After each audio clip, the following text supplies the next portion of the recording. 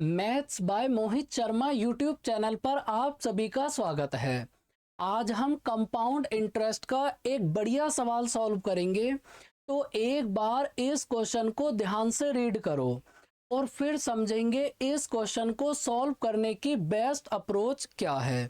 तो भाई, इस क्वेश्चन को सॉल्व करने से पहले आपको एक बात का पता होना जरूरी है कि अगर टाइम पीरियड को 3 साल मानकर आप बॉक्सेस बनाओगे तो बॉक्सेस आपको कुछ इस तरीके से बनाने पड़ेंगे। अब इन बॉक्सेस में आपको 3 बातों का विशेष तौर पे ध्यान रखना है। तो अगर आपको ये 3 बातें समझ आ गई तो फिर उस क्वेश्चन में आपको कोई भी प्रॉब्लम नहीं आएगी। तो भाई, पहली बात आप याद रखना कि अगर सपोज यहाँ पर ए और बी का रेशियो है 2:3, सपोज यहाँ पर ए और बी का रेशियो है 2:3, तो यहाँ पर भी ए और बी का रेशियो कितना होगा? 2:3। पहली बात तो आप ये याद रखना। दूसरी बात आप याद रखना कि अगर आप इन दोनों वैल्यूज को ऐड करोगे, अगर इन दोनों वैल्यूज को ऐड करोगे तो आपके पास आएगा ओनली सेकंड ईयर का कंपाउंड इंटरेस्ट। अगर इन दोनों वैल्यूज को ऐड करोगे तो आपके पास ओनली सेकंड ईयर का कंपाउंड इंटरेस्ट आएगा। और तीसरी बात याद रखना कि आप जिस ईयर में भी एंट्री करोगे वहां पर जो भी रेट है आपको उसके हिसाब से इंटरेस्ट पे करना पड़ता है। कहने का मतलब भाई, अगर आपसे कहा जाए कि आपने यहाँ पर 10% के हिसाब से इंटरेस्ट पे करा, अगर आपसे बोला जाए कि आपने यहाँ पर 10% के हिसाब से इंटरेस्ट पे करा, तो आप ये बताओ कि ये जो 10% रेट है ये फर्स्ट ईयर की रेट होगी या सेकंड ईयर की रेट होगी? तो आप कहोगे कि हमने किस ईयर में एंट्री करी है? सेकंड ईयर में। तो यहाँ पर ये जो रेट है ये कौन से ईयर के लिए होगी? सेकंड ईयर के लिए। तो इसका मतलब सेकंड ईयर में रेट ऑफ इंटरेस्ट कितना होगी? 10%। फिर आपको मैं समझाता हूँ। जैसे आपने यहाँ से यहाँ पर 12% के हिसाब से इंटरेस्ट पे करा, यहाँ से यहाँ पर आपने 12% के हिसाब से इंटरेस्ट पे करा, तो आप मेरे को ये बताओ ये जो रेट ऑफ इंटरेस्ट है 12%, ये कौन से ईयर के लिए होगी? तो आप कहोगे कि हमने फर्स्ट ईयर से थर्ड ईयर में एंट्री करी, तो इसका मतलब थर्ड ईयर में रेट ऑफ इंटरेस्ट कितना रही होगी? 12%। तो आपको केवल इन 3 बातों का ध्यान रखना है।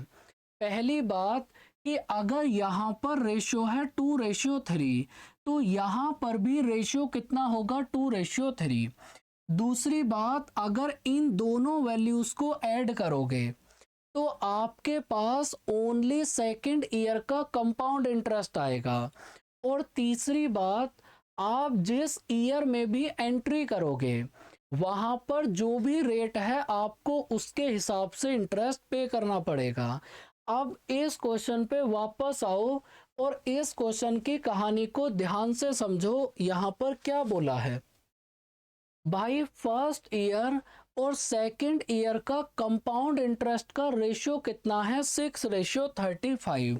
तो आप एक बात बताओ कि फर्स्ट ईयर में तो कंपाउंड इंटरेस्ट और सिंपल इंटरेस्ट सेम ही होते हैं ना, तो इसका मतलब फर्स्ट ईयर का इंटरेस्ट कितना है? 6 यूनिट। और इसके बाद क्या बोला है कि सेकंड ईयर का इंटरेस्ट कितना है? 35। तो इसका मतलब यहाँ पर आपके पास दो वैल्यूज आएंगी और इन दोनों का सम कितना होगा? 35। तो आपको ये पता करना पड़ेगा कि ए और बी के प्लेस पर कौन कौन सी वैल्यूज आएंगी। तो ध्यान से आप समझो भाई, अगर आपके पास इनकी रेट का रेशियो है 1:5, देखो अगर यहाँ पर रेट का रेशियो है 1:5, तो यहाँ पर इंटरेस्ट का रेशियो भी कितना होगा? 1:5। तो अगर एक यूनिट की वैल्यू है 6, तो 5 यूनिट की वैल्यू कितना होगी 30। देखो अगर आप ये 3 साल के लिए बॉक्सेस बनाओगे तो इसमें जो पहले वाली लाइन है वो सिंपल इंटरेस्ट की लाइन होती है ना, तो सिंपल इंटरेस्ट तो सेम ही रेशियो में चलेगा। भाई अगर यहाँ पर रेट का रेशियो है 1:5 तो यहाँ पर इंटरेस्ट का रेशियो भी कितना होगा 1:5। ऐसे ही अगर सेकंड ईयर और थर्ड ईयर में, अगर सेकंड ईयर और थर्ड ईयर में रेट का रेशियो है 5:7 तो यहाँ पर भी रेट का रेशियो कितना होगा 5:7। मतलब अगर 5 यूनिट की वैल्यू है 30 तो 1 यूनिट की वैल्यू कितना होगी 6। अगर 1 यूनिट की वैल्यू है 6 तो 7 यूनिट की वैल्यू कितना होगी 42। अब ये बताओ क्या इतनी बात आप सभी को समझ आई। अब देखो यहाँ पर दो वैल्यूज का सम मिलाकर कितना होगा 35। उसमें से अगर ए की वैल्यू है 30 तो इसका मतलब बी की वैल्यू कितना होगी 5। तो सबसे पहले आप मेरे को ये बताओ कि यहाँ पर आपने किस हिसाब से इंटरेस्ट पे करा। तो आप कहोगे कि हमने यहाँ पर किस हिसाब से इंटरेस्ट पे करा 5/6। भाई यहाँ पर आपके पास कितना है 6 यूनिट और यहाँ पर कितना है 5 यूनिट, तो 6 को 5 बनाने के लिए 5/6 से ही तो मल्टीप्लाई करोगे ना। तो अब ये जो आपके पास रेट है, आप ये बताओ कि ये जो 5/6 यूनिट की रेट है ये कौन से ईयर के लिए होगी। तो जिस ईयर में भी आप एंट्री करोगे ये उसी ईयर के लिए तो होगी ना। तो अगर आपने फर्स्ट ईयर से सेकंड ईयर में एंट्री करी तो सेकंड ईयर में कितना होगा 5/6। मतलब अगर 5 यूनिट की वैल्यू है 5/6 तो 1 यूनिट की वैल्यू कितना होगी 1/6 और 7 यूनिट की वैल्यू कितना होगी 7/6। भाई आपको 5 यूनिट की वैल्यू पता चली कि 5 यूनिट की वैल्यू होगी 5/6, तो 1 यूनिट की वैल्यू 1/6 और 7 यूनिट की वैल्यू 7/6। अब देखो अगर आप सेकंड ईयर से थर्ड ईयर में जाओगे, अगर आप सेकंड ईयर से थर्ड ईयर में जाओगे तो आपको थर्ड ईयर में जो भी रेट है उसके हिसाब से इंटरेस्ट पे करना पड़ेगा ना। तो थर्ड ईयर में रेट कितना है 7/6, तो अगर 30 का 7/6 करोगे तो हमारे पास कितना बनेगा 35। अब ये बताओ कि अगर फर्स्ट ईयर से थर्ड ईयर में जाएं, अगर फर्स्ट ईयर से थर्ड ईयर में जाओगे तो आपको कितना इंटरेस्ट पे करना पड़ेगा।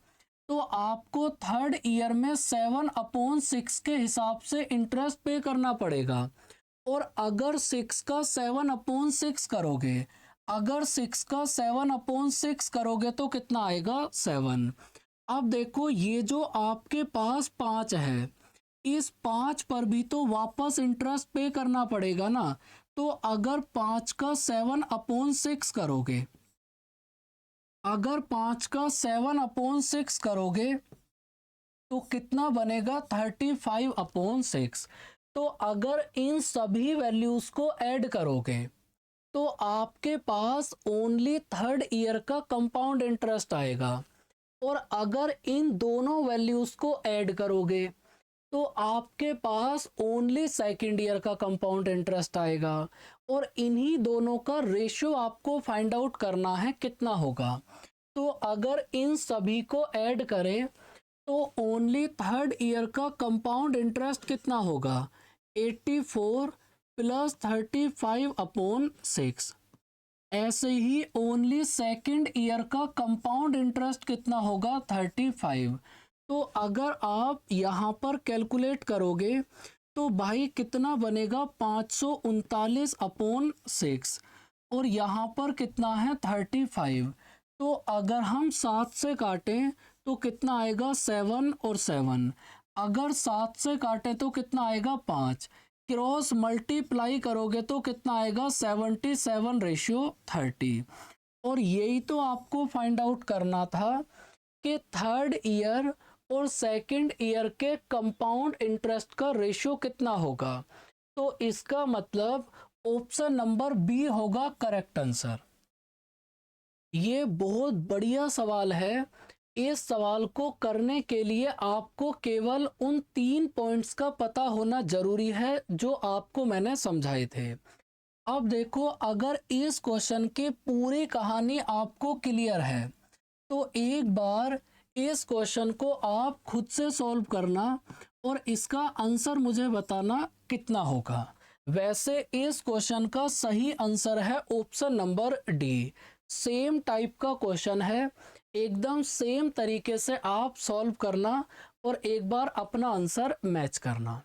तो आज के सेशन में यहीं तक, मिलेंगे नेक्स्ट क्लास में।